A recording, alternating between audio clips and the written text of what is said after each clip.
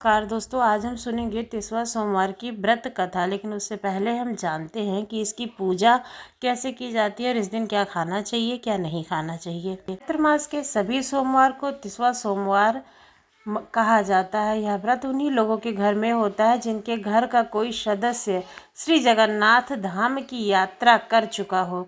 इस व्रत में तेसुआ के फूल से पूजा की जाती है, इसलिए इस व्रत को 30वां सोमवार कहते हैं। चैत्र मास में आने वाले चारों सोमवार को 30वां सोमवार कहा जाता है। इन सोमवारों को भगवान श्री जगन्नाथ जी की उपासना की जाती है। पहले सोमवार को गुड़ से, दूसरे सोमवार को गुड़ धनिये से, यानी कि गेहूं की छोटी बाली को भून करके जो गुड़ और धनिया तैयार किया जाता है, इससे तीसरे सोमवार को पंचामृत से और चौथे सोमवार को कच्चा पक्का हर तरह का पकवान बनाकर भगवान श्री जगन्नाथ जी का भोग लगाया जाता है। इसके पश्चात पूजा की जाती है। माना जाता है कि इन चारों सोमवारों पर श्रद्धा के साथ व्रत रखने से सभी कष्टों से मुक्ति मिलती है। आइए अब जानते हैं कि इसकी पूजा विधि किस प्रकार से है। व्रत करने वाले को सबसे पहले स्नान करना चाहिए। फिर एक पाटे पर श्री जगन्नाथ जी, बहन सुभद्रा और बलराम जी की मूर्ति के साथ में स्थापित करना चाहिए। चंदन का तिलक लगाएं। फिर जो भी आपके घर में प्रसाद बना हो, पूरी, पुए, गुझिया, तुलसी दल, फल, उन सब का भगवान श्री जगन्नाथ जी को भोग लगाना चाहिए।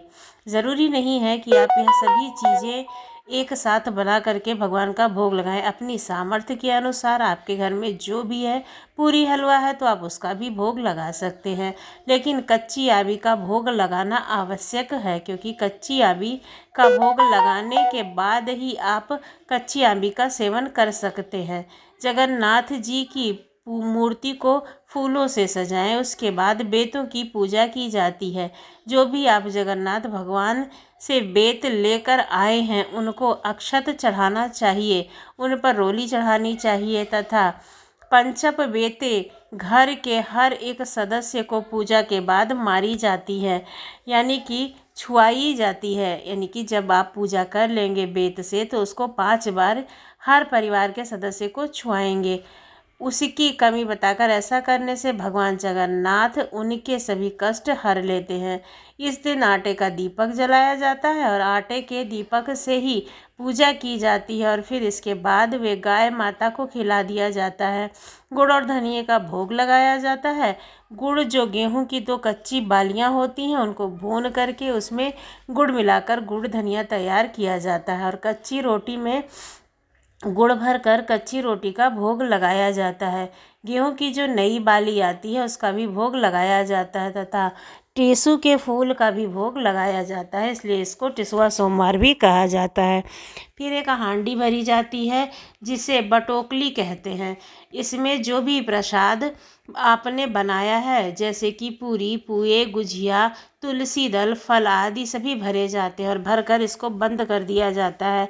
पूजा के बाद शाम के समय 4 बजे उस बटोकली को खोला जाता है और प्रसाद का वितरण घर के सभी सदस्यों में किया जाता है और जो आसपास लोग होते हैं उनको भी चाहे तो वितरित कर सकते हैं। कहा जाता है कि जितना प्रसाद का वितरण आप करते हैं, उतनी ही आपके घर में बरकत बनती है।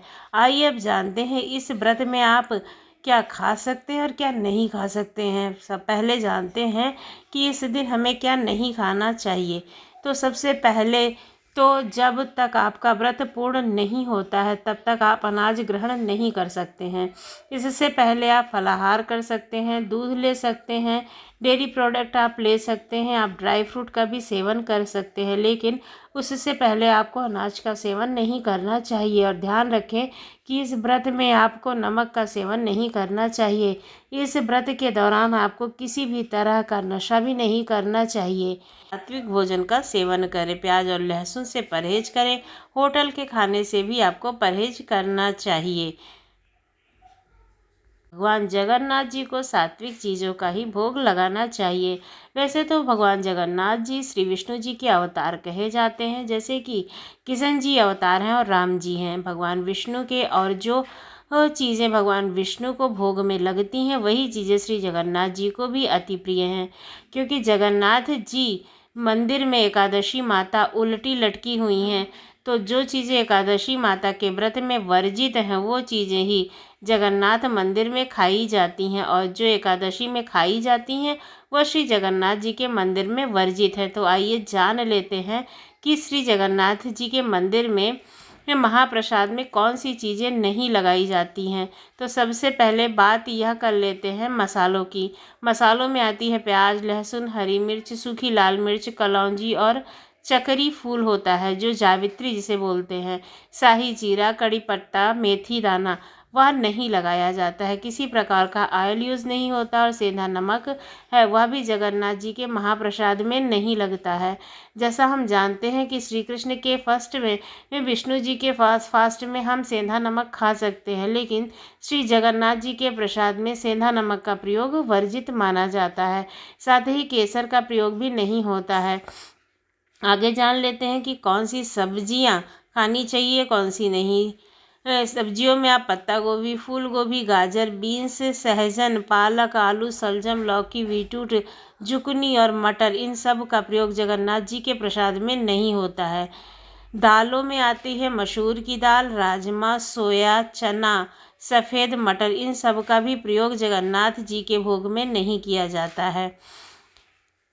जगन्नाथ जी के व्रत में आपको कॉर्नफ्लोर, राजगिरी, साबूदाना, सिंघाड़े का आटा ये सब चीज़ें भी वर्जित मानी जाती हैं। जगन्नाथ जी के भोग में आप आटे का यूज़ कर सकते हैं, सूजी का यूज़ कर सकते हैं, मैदा यूज़ कर सकते हैं, बेसन यूज़ कर सकते हैं, लेकिन ये चीज़ें आप यूज़ नहीं कर सकते। ये चीज़ें सात्विक है, लेकिन ये चीज़ें आप जगन्नाथ जी के प्रसाद में नहीं लगा सकते हैं। अब आइए जानते हैं कि इस व्रत में आप क्या खा सकते हैं। तो व्रत में आपको नमक का सेवन नहीं करना है, आप सिर्फ मीठे का भोजन कर सकते हैं। मीठा भोजन कुछ भी आप कर सकते हैं, जैसे कि जो भी आपने प्रसाद में भगवान को भोग लगाया है, पूरी पुए, गुजिया, इन सब का सेवन आप कर सकते हैं। जगन्नाथ जी को चावल अति प्रिय हैं। जगन्नाथ जी में चावल का भोग ज़रूर लगाया जाता है, तो इस दिन आप चावल की खीर भी बना सकते हैं। जगन्नाथ जी को भोग भी लगा सकते हैं, चावल की खीर भी आप खा सकते हैं। चाहे तो आप मीठी पूरी भी बना सकते हैं, मीठी पूरी खा सकते हैं, मीठा पराठा खा सकते हैं, कोई लड्डू वगैरह भी खा सकते हैं, या दही के साथ खाना खा सकते हैं, चाय भी पी सकते हैं। लेकिन व्रत से पहले, पूर्ण होने से पहले ना करें तो अच्छा है। यह व्रत होने के बाद आप चाय का सेवन कर सकते हैं, लेकिन कॉफ़ी नहीं पी जाती है। सभी तरह के हलवे आप खा सकते हैं। 30वां सोमवार में कोई भी मीठी चीज़ खाई जाती है। तो ये थी पूजा विधि। आइए अब सुनते हैं 30वां सोमवार की कथा।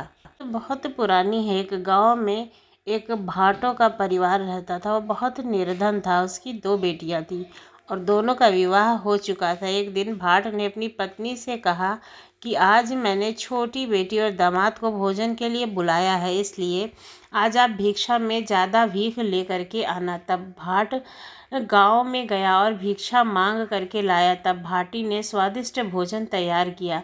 भोजन बनाने के बाद बाटन थोड़ी देर के लिए रसोई से बाहर आ गई।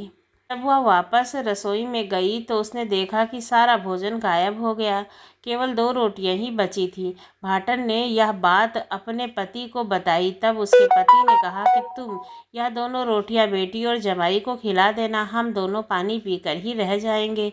तब भाटी ने दोनों रोटियां अपनी बेटी और जमाई को खिलाकर विदा कर दिया। तब एक दिन भाट ने मन ही मन सोचा कि मुझे भगवान जगदीश के दर्शन करने के लिए जाना चाहिए। तब उसने अपनी पत्नी से कहा कि मैं भगवान जगदीश के दर्शन करने के लिए जा रहा हूँ, तुम घर का ध्यान रखना।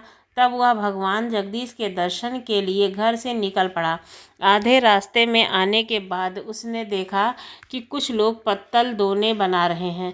तब भाट ने उन लोगों से पूछा कि आप यह पत्तल दोने क्यों बना रहे हो। तब उन लोगों ने कहा कि भगवान जगदीश के भंडारे में हम यह पत्तल दोने बना रहे हैं। तब वह भाट भी उनके साथ पत्तल दोने बनाने में लग गया। तब शाम को वह भाटन जगदीश के भंडारे में भोजन करने के लिए बैठ गए। तब उन्होंने उसमें से एक पत्तल में स्वयं भोजन खाया, दूसरी पत्तल का भोजन बांध करके एक खाली मटकी में रख दिया। वहाँ पर उसके गांव की कुछ स्त्रियां भी थीं जो दही, छाछ, दूध बेचकर वापस गांव लौट रही थीं। तब उन स्त्रियों में से भी एक स्त्री को भाट ने अपनी मटकी पकड़ाई और कहा कि यह मटकी मेरी पत्नी को दे देना। उस स्त्री ने हामी तो भर दी। तब वह स्त्री उस मटकी को सिर पर रखकर गांव की ओर चलने लगी। राह में चलते चलते उस मटकी का वजन अचानक से बढ़ने लगा। तब उस स्त्री ने सोचा कि मटकी का वजन अचानक से भारी क्यों हो गया है, एक बार देखना चाहिए। अंधेरा हो गया था इसलिए उसे कुछ दिखाई नहीं दिया। तो वह स्त्री ने मटकी में हाथ डालकर देखा तो उसका हाथ फंस गया। वह स्त्री घबरा गई और बोली, हे जगदीश भगवान, मुझे माफ़ कर दीजिए। भाट की सौगात भाट के यहाँ ही जानी चाहिए थी। हमने हाथ से जो छुआ उसके लिए हमें क्षमा कर देना। स्त्री का हाथ मटकी से छूट गया। घर आकर उसने अपने सास से कहा कि यह भाट ने दिया है, इसलिए आप इस मटकी को खोल करके मत देखना। रात्रि बहुत अधिक हो गई थी। तब सास मटकी को रखकर सो गई। सुबह जब उठी तो उसे उस मटकी की याद आई। तब उसकी सास ने मटकी खोलकर देखा तो उसमें हीरे पन्ने जवाहरात भरे थे। सास ने सोचा, यह मटकी तो मैं रख लेती, लेकिन ऐसी ही मटकी में गेहूँ भर के भाट के घर पहुँचा देती हूँ।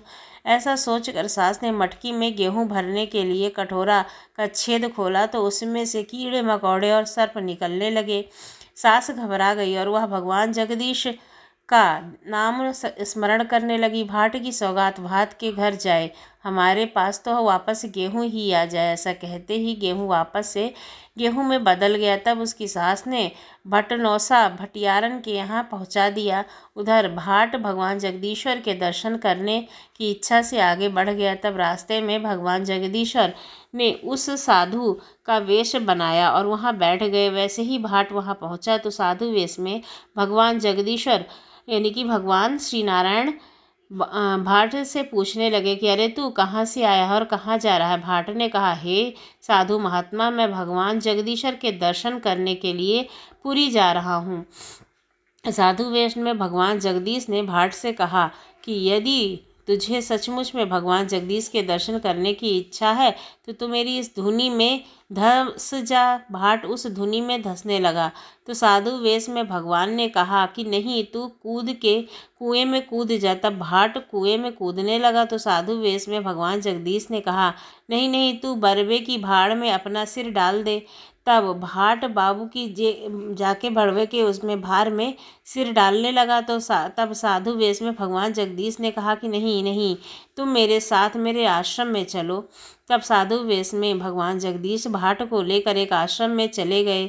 तब रात्रि हो चुकी थी। साधु वेश में भगवान जगदीश ने भाट को थोड़ी थोड़ी सामग्री देकर भोजन बनाने के लिए कहा। आज से पहले कभी भाट ने भोजन बनाया नहीं था, इसलिए वह सबसे पहले चूल्हा जला करके उसके ऊपर खिचड़ी बनाने के लिए रख देता है और आटा गूँथने लगता है। तभी खिचड़ी की हांडी में से खिचड़ी का पानी बाहर निकलने लगा तो भाट समझ नहीं पाया और वह जल्दबाजी से उस खिचड़ी के पानी को पी लेता है, जिससे उसका मुंह जल जाता है। तब भाट ने सब्जी रोटी और खिचड़ी बनाने के बाद साधु वेश में भगवान जगदीश से बोलता है कि हे साधु महात्मा, भोजन तैयार हो गया, आप भोजन कर लीजिए। साधु वेश में भगवान जगदीश ने कहा कि यह भोजन तो तूने जूठा कर दिया है, इसलिए मैं नहीं कर सकता। तब भाट ने साधु से कहा कि फिर मैं इस भोजन का क्या करूं?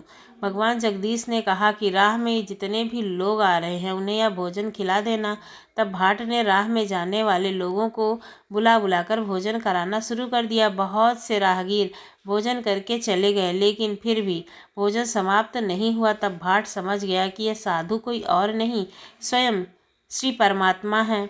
तब भाट साधु के चरण पकड़ लेता है और कहता है कि हे प्रभु, आप मुझे दर्शन दीजिए। तब साधु वेश में भगवान जगदीश ने भाट को दर्शन दिए।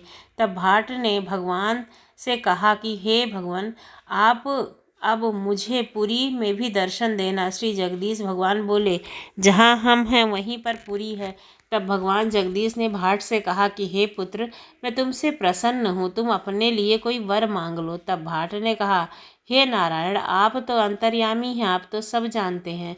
पेट भर के मैं भोजन ना तो अपने परिवार को खिला पाता हूँ और ना ही खुद पा पाता हूँ, इसलिए आप मेरी दरिद्रता को दूर कर दीजिए। तब भगवान ने एक बटोही दी और कहा कि यह बटोही लेकर तुम घर जाना और साथ ही पुरी के पास ही बेत का वन है, वहाँ से तुम 5 बेत तोड़ लेना।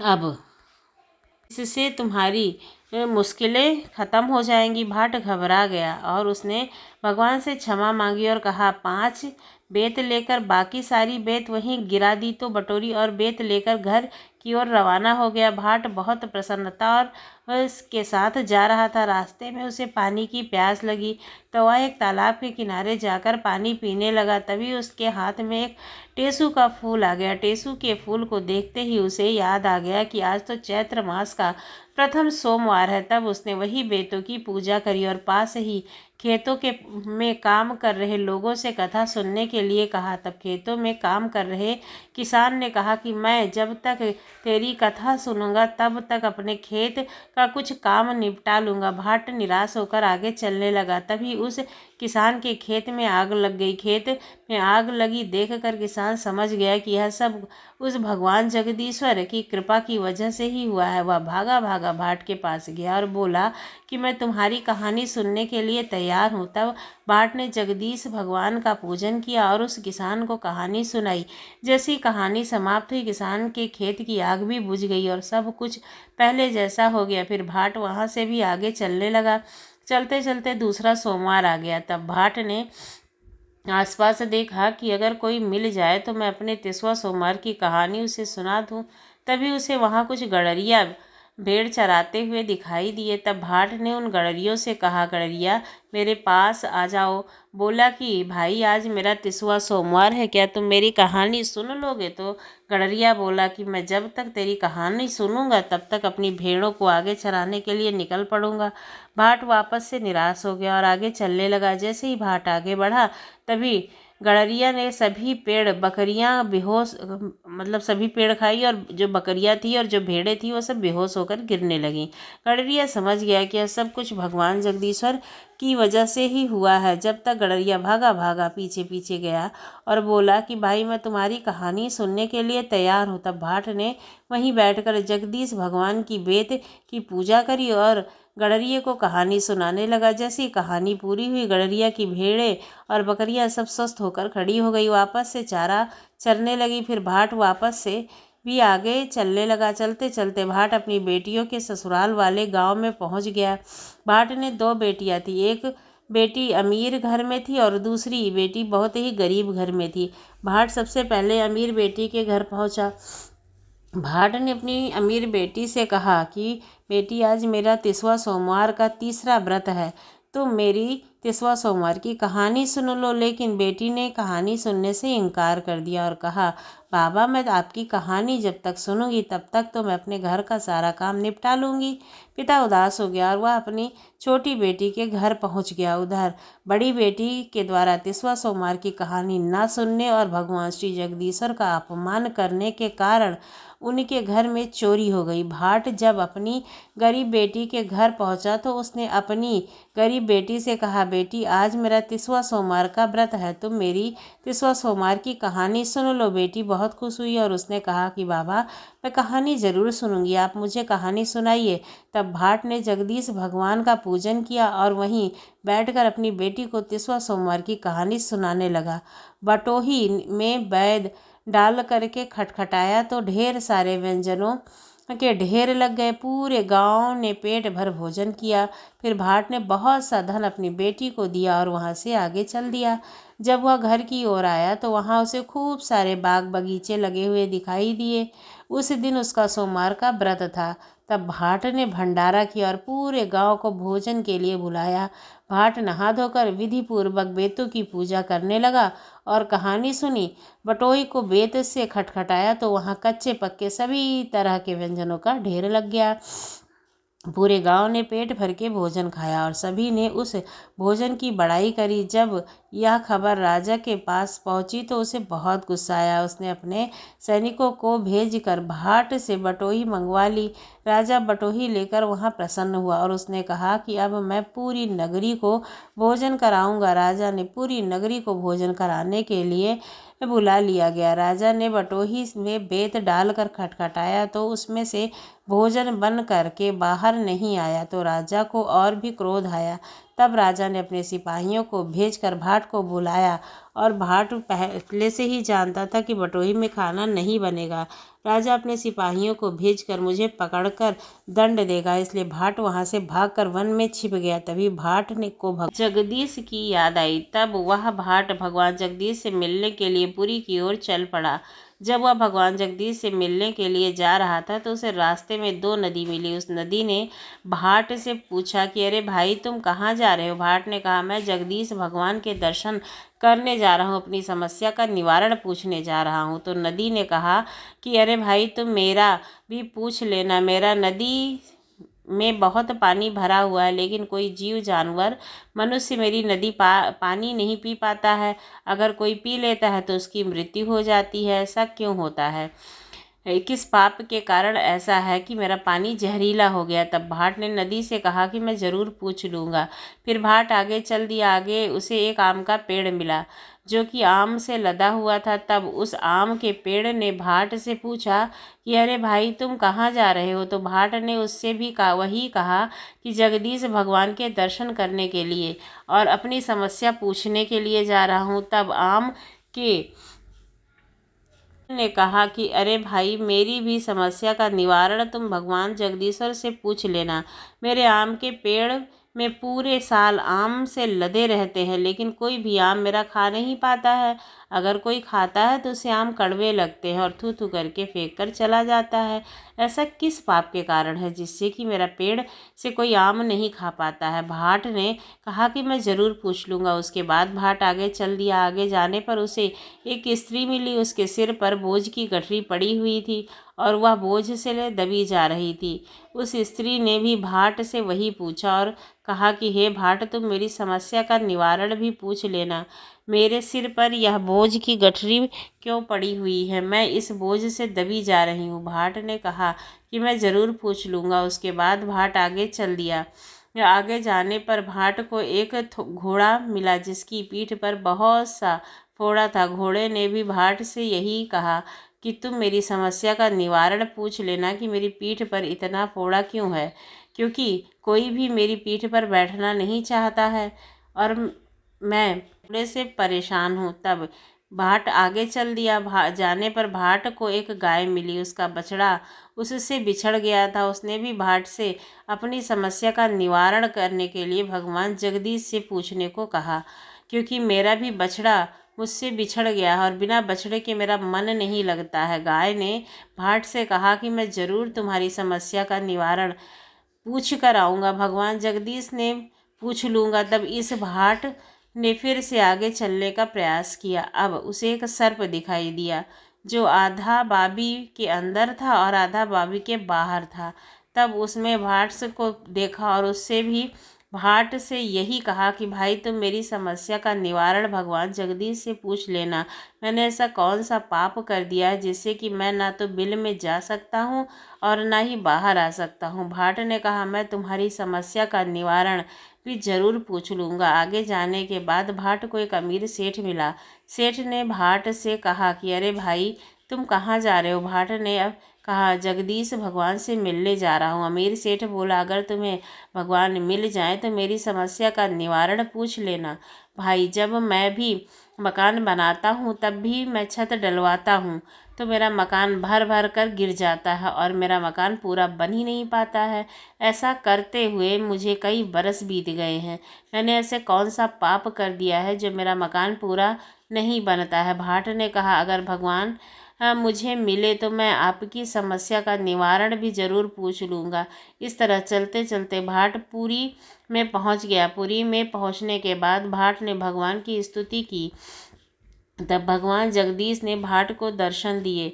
भाट भगवान जगदीश के चरण पकड़ लेता है और कहता है कि हे भगवान, आपने मुझे जो बटोही दी है वह बटोही राजा ने मुझसे छीन ली है। साथ ही मेरी बड़ी बेटी के घर में चोरी हो गई है। जब भगवान ने कहा कि तुम अपने घर वापस जाओ। राजा खुद तुम्हें वह बटोही वापस देगा और अपनी गलती के लिए क्षमा मांगेगा।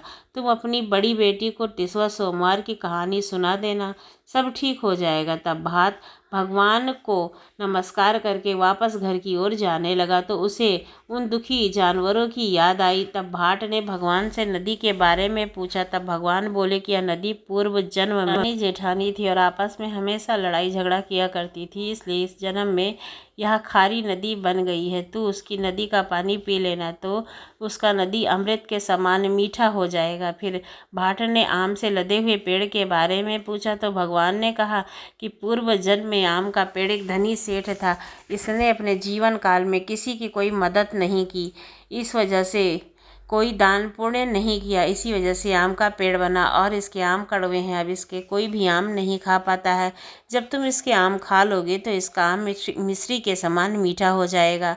भाट ने बोझ वाली स्त्री के बारे में पूछा। भगवान बोले, यह बोझ वाली स्त्री पूर्व जन्म में बहुत चालाक स्त्री थी। यह खुद को गर्म भोजन कराती थी और अपनी सास ननद को बासी ठंडा भोजन देती थी, इसलिए इसके सिर पर यह बोझ है। तुम उसके बोझ की गठरी को छू लेना, जिससे उसका बोझ अपने आप ही गायब हो जाएगा।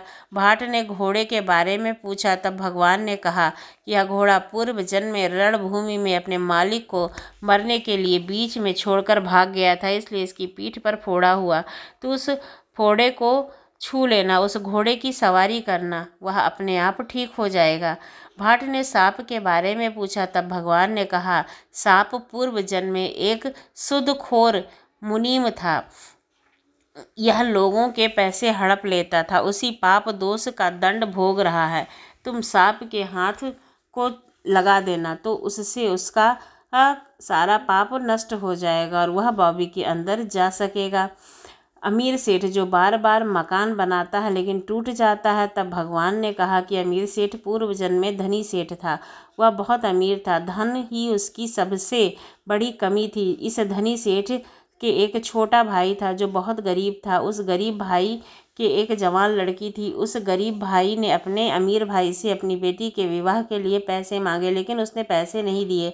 यह अमीर सेठ उसी की सज़ा भुगत रहा है। तुम उस अमीर सेठ से कहना कि वह किसी गरीब लड़की का विवाह करा दे तो उसके मकान का काम पूरा हो जाएगा। तब भाट भगवान को प्रणाम करके घर की ओर चल पड़ा। तब भाट ने सभी दुखी लोगों की समस्या का निवारण किया और फिर वह अपने घर की ओर चला गया। उसी रात भगवान जगदीश ने उस राजा को स्वप्न दर्शन देकर कहा कि हे राजन, उस भाट को बटोही मैंने ही दी थी, इसलिए तुम उसे उसकी बटोही वापस कर दो, नहीं तो मैं तुम्हारा सर्वस्व नष्ट कर दूंगा। सुबह उठते ही राजा ने अपने आप अपने स्वप्न वाली बात अपने मंत्री और रानी को बताई। तब राजा ने सिपाही और रथ भेजकर भाट को महल में बुलाया और उसकी बटोही उसे वापस दे दी और अपनी गलती की क्षमा मांगी, साथ में बहुत सारा धन दिया। फिर भाट ने अपनी दोनों बेटियों और जमाई को भगवान का पूजन करने के लिए कहा। तीसवा सोमवार की कहानी सुनाई। फिर भाट ने बटोही में बेत खटखटाया तो उसे बहुत सारा स्वादिष्ट व्यंजन बाहर आने लगा। सब ने मिलकर स्वादिष्ट भोजन किया। फिर भाट ने बेटी और जमाई को खूब सारा धन देकर विदा किया। सारी धनवान और खुशी हो गए। इसलिए कहते हैं कि उस भाट की जगदीश यात्रा करने से 30वां सोमवार शुरू हुआ। चैत्र मास में आने वाले सभी सोमवार को 30वां सोमवार कहा जाता है और सोमवार के दिन टेसु के फूल की पूजा की जाती है, इसलिए इसका नाम 30वां सोमवार है। इस तरह आज मैं आपको 30वां सोमवार की सच्ची कहानी सुनाई हूँ। आपको ये कहानी कैसी लगी ज़रूर बताइएगा। अगर अच्छी लगी हो तो हमारे चैनल को सब्सक्राइब करना ना भूलिएगा। मिलती हूँ अगली वीडियो में, तब तक के लिए नमस्कार।